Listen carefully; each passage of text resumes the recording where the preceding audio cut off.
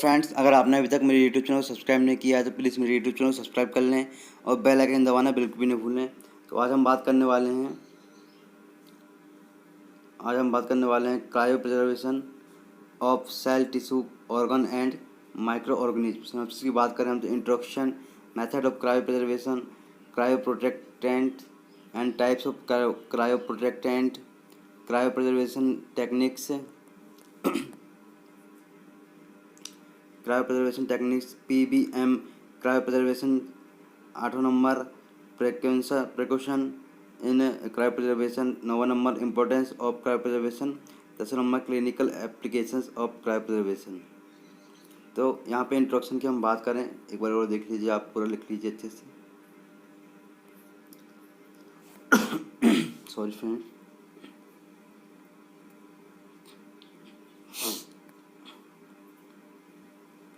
Introduction की हम बात करें यहाँ पे तो क्रायो प्रिजर्वेशन दो शब्दों से मिलकर बना है, जिसका अर्थ है क्रायो मतलब लो टेम्परेचर, प्रिजर्वेशन मतलब टिश्यूज तथा वो संरक्षण करना।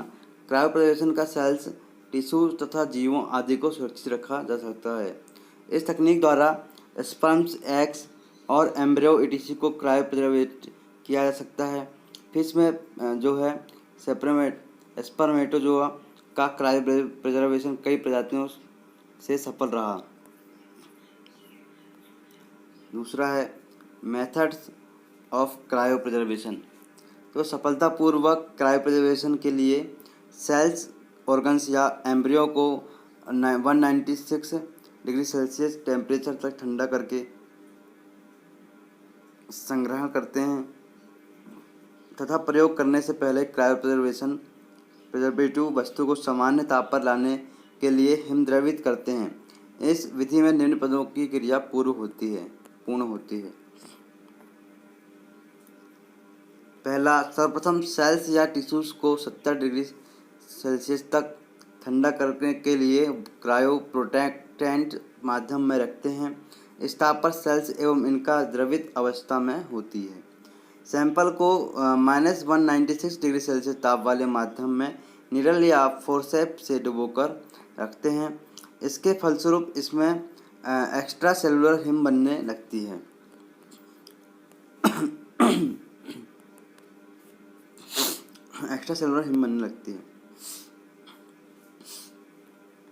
क्रायो प्रोटेक्टेंट द्वारा ऑस्मोटिक ग्रेडियंट के स्थापित होने के साथ साथ बाह्य माध्यम में सोडियम की सांद्रता बढ़ती जाती है और इंट्रासेलुलर एक्जोस्मोसिस के लिए धीमी गति से शीतलन की जरूरत होती है, क्योंकि एक्जोस्मोसिस अंतरकोशिकीय हिम निर्माण तथा कलाओं के निर्माण को रोकता है। परिरक्षित ऊतक का तापमान -130 डिग्री सेल्सियस तक पहुंचने पर इसकी समस्त जैविक रासायनिक अभिक्रियाएं रुक जाती हैं। अब हिम परिरक्षित ऊतक को अधिक समय तक संग्रह के लिए -196 डिग्री सेल्सियस पर रखते हैं। शीतलन के समय बने क्रिस्टल्स का आकार, कूलिंग रेट तथा इंट्रासेलुलर हाइड्रेशन की मात्रा के समानुपात होता है। तीसरा number cryo protectant organic molecule हैं जो क्रिस्टल निर्माण के बिना -5 से -15 डिग्री सेल्सियस तक शीतलन करते हैं। इस शीतलन के समय इंट्रासेलुलर स्टेरिलाइजेशन करते हैं। स्टेरिलाइजेशन का कारण है सेल्स में से जल बाह्य परासरण द्वारा पर्यावरण में आ जाता है। निर्जलीकरण के कारण हिम के क्रिस्टल्स नहीं बन पाते हैं। क्रिस्टोल डाइमेथाइल सल्फोक्साइड 1,2 प्रोपेनेडिल निराइल सुक्रोज ETC क्रायो प्रिजर्वेशन में काम आने वाले क्रायो प्रोटेक्टेंट हैं।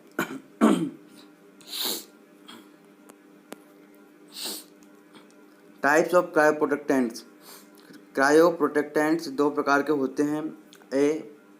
जो पहला है वो है परमिएटिंग क्रायो प्रोटेक्टेंट। ये छोटे अणु हैं जो सेल्स, टिश्यू, ऑर्गन्स या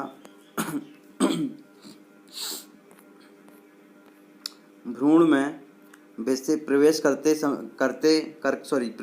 सेल्स का -5 से -15 डिग्री सेल्सियस तक शीतलन करते हैं। समय हिम के क्रिस्टल्स के निर्माण को रोकते हैं। ये जो है ग्लिसरॉल, डाइमिथाइल सल्फॉक्साइड तथा 1 से 2 जो है प्रोपेनेडाइल ईटीसी नॉन परमिएटिंग क्रायोप्रोटेक्टेंट्स, ये बड़े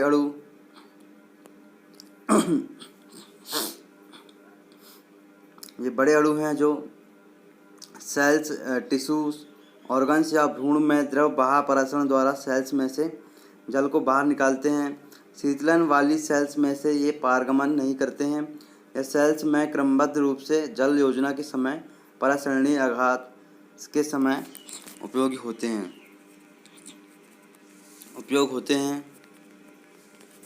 क्रायो प्रिजर्वेशन टेक्निक्स की हम बात करें तो अंगों, कोशिका, ऊतक आदि के अहिम परिरक्षण के लिए निम्न तकनीक का विकास किया गया है। स्लो कूलिंग, स्लो थॉविंग जो है, इस विधि में सेल्स जो है ऑर्गन्स या एम्ब्रियो को किसी क्रायो प्रोटेक्टेंट विलयन में समाने के बाद कांच की शीशियों में रखते हैं। अब इन्हें एक जैविक फ्रीजर में रखकर 0.5 से 2 डिग्री सेल्सियस प्रति मिनट की दर से 1 डिग्री सेल्सियस तापमान आने तक शीतल करते हैं। अब 5 से 15 मिनट तक इसका विजन करते हैं और इससे तापमान सामान्य हो जाता है। रेप्ड कूलिंग एंड रेप्ड थॉविंग तो -1 डिग्री सेल्सियस तक प्रारंभिक शीतलन एवं बीजक की प्रक्रिया मंद शीतलन विधि के समान होती है। इसके बाद एम्ब्रियो को -30 से -40 डिग्री सेल्सियस तक शीतल करके -196 डिग्री सेल्सियस तक ध्रुव शीतलन के लिए द्रवित नाइट्रोजन में रखते हैं। इंट्रासेलुलर के हिमीकरण को रोकने के लिए तेजी से हिम द्रवण करते हैं।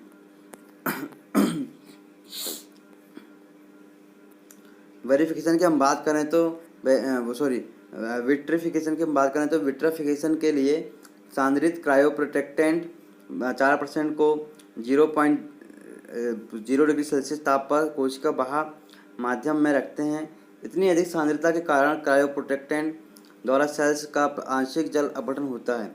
हिम जल में 20 से 50 डिग्री सेल्सियस प्रति मिनट की दर से करते हैं।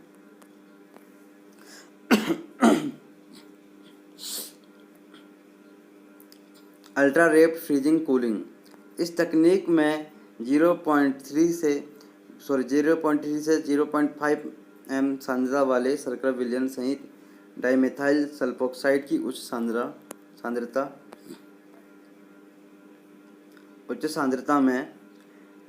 में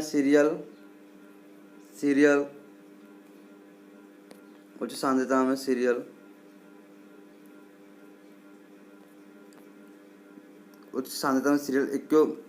इक्विलिब्रेशन किया जाता है। इक्विलिब्रेशन किया जाता है। इसके बाद जो है भ्रूण जो है को द्रवित नाइट्रोजन में रखते जाते हैं। थॉविंग वाटर बाथ में किया जाता है। तो दोस्तों, अगर आपने अभी तक मेरे यूट्यूब चैनल को सब्सक्राइब नहीं किया है तो प्लीज़ मेरे यूट्यूब चैनल को सब्सक्राइब जरूर करें और बेल आइकन दबाना बिल्कुल भी ना भूलें। क्या आता है 6 नंबर की हम बात करें तो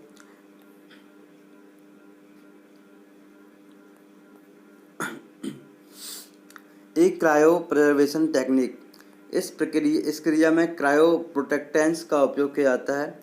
इस क्रायो प्रोटेक्टेंट्स का कार्य है विट्रिफिकेशन जो है रेप्ड फ्रीजिंग करना। विट्रिफिकेशन का अर्थ है जो फ्रीजिंग को बढ़ावा देते हैं। जैसे टिश्यूज़ में जमाया जाता है वह शीशे के जैसा दिखाई देना चाहिए।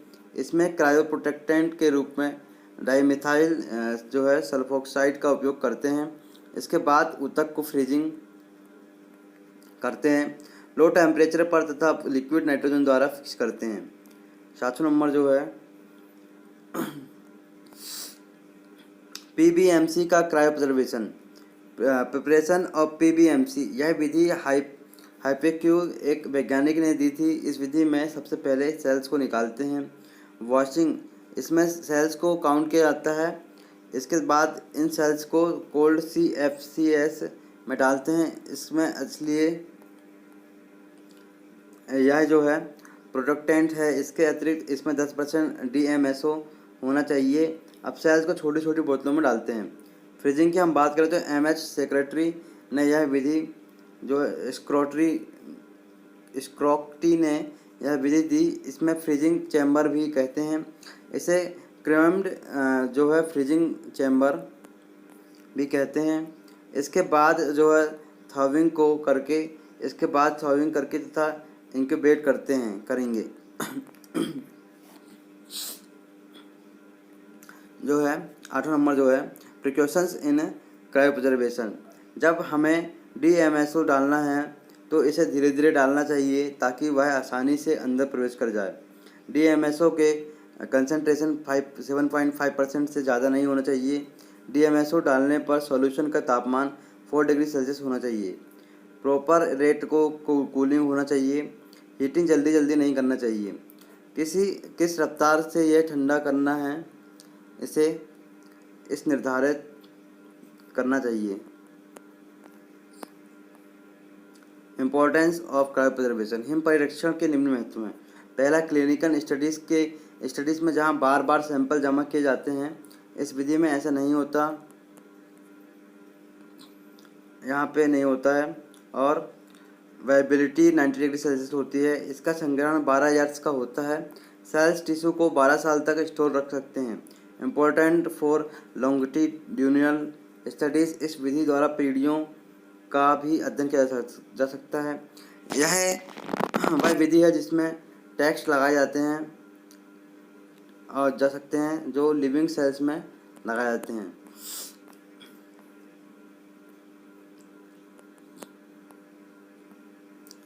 Clinical applications of cryopreservation. Him परीक्षण तकनीक एम्ब्रियो ट्रांसफर, विट्रो फर्टिलाइजेशन, अंग प्रत्यारोपण के लिए वरदान सिद्ध हुआ है। इसी के कारण स्पर्म बैंक एवं ऑर्गन बैंक के निर्माण में सफलता मिली है। क्रायो प्रिजर्वेशन ऑफ स्पर्म बैंकों में शुक्राणुओं का हिम परीक्षण कई वर्षों से सफलतापूर्वक हो रहा है। हिम परिरक्षित शुक्राणुओं द्वारा अंडाणुओं का इन विट्रो निषेचन किया जा सकता है। Oocyte cryo preservation. जिन स्त्रियों में कैंसर जनितों के ऑपरेशन या विकिरण चिकित्सा के कारण जनितों के प्रकार में बाधा उत्पन्न हो गई है, इनके लिए हिम परीक्षण अत्यधिक उपयोगी सिद्ध हुआ है। तीसरा नंबर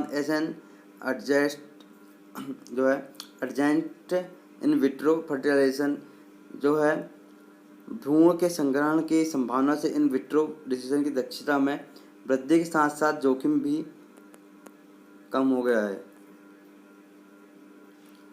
चौथा नंबर अवॉइडेंस ऑफ ओवेरियन हाइपोप्रिजर्वेशन जो है सिंड्रोम तो OHSS। अनुवर्तता वाली स्त्रियों में इन विट्रो निषेचन के लिए जननीय हार्मोन्स द्वारा अंडाशय का अति उद्दीपन जरूरी है। इसके फलस्वरूप बहुसंगर्भता तथा अंडाशय उत्पादन सिंड्रोम OHSS के लक्षण उत्पन्न हो जाते हैं।